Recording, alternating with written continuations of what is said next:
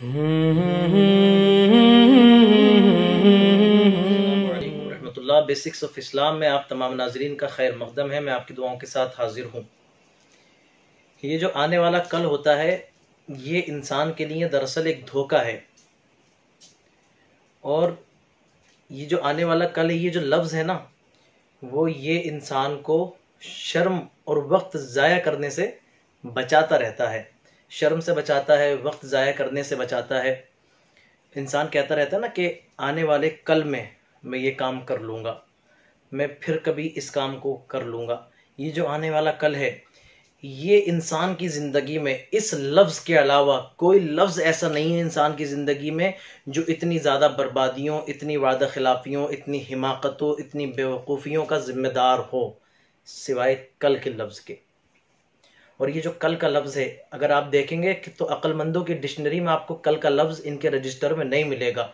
हाँ, अगर आपने बेवकूफ़ों की जंतरियाँ देख ली, बेवकूफ़ों की डायरियाँ देख ली, तो ये कल का लफ्ज़ कसरत के साथ आपको मिलेगा, ज़्यादा से ज़्यादा जितना हो सके। क्योंकि जो कल है ना, लफ्ज़ कल या फिर कभी, ये तो बच्चों के लिए एक कह सकते हैं टॉय है, खिलौना, जो बच्चों से कह दिया जाता है ना कि भाई तुम्हें कल को फला खिलौना दिलवा दिया जाएगा, तुम्हें कल को फला चीज़ दिलवा दी जाएगी।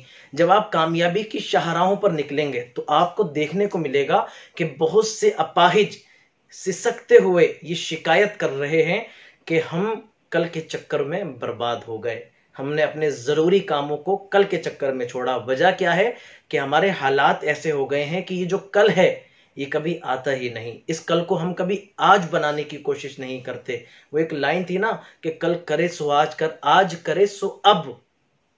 दरअसल कल जो है ये हम कभी इसको इमरोज नहीं बनाते, यानी कि आज नहीं बनाते। और जिंदगी की कामयाबी तभी है जब इस कल को आज में शामिल कर दिया जाए, या इस फिर कभी को आज में शामिल कर दिया जाए। इस कल की वजह से हम इतने ज़्यादा बर्बाद और इतनी गफलत, इतनी वादा खिलाफियों, इतनी हिमाकतों और इतनी इतनी ज़्यादा गैर जिम्मेदारी में पड़ गए कि जो गैर ज़रूरी काम थे उनको तो हम करने लग गए, लेकिन जो ज़रूरी काम था तो हमने उसमें बहुत सी चीज़ें निकाल ली, उसमें बहुत सी हमने अपनी तरफ से खुराफात उसके अंदर शामिल कर दी कि ये इतना बड़ा काम है, वक्त आएगा हो जाएगा। हमने क्या समझा कि कल को अपने आप नेमतें, हम समझते हैं कि कल को अपने आप नेमतें जाहिर होंगी, कल खुद अपने आप में ऐसा वक्त लेकर आएगा कि हमारा वक्त बदल जाएगा। हम कहते हैं भाई अपना भी वक्त आएगा, आने वाला कल हमारा ऐसा बनकर आने वाला है कि जो हमें कामयाब कर देगा। आप यकीन करिए इस कल के तसव्वुर ने इंसान को बर्बाद करके रख दिया और इसको बेशरम बना दिया, हमारे अंदर से गैरत को ख़त्म कर दिया।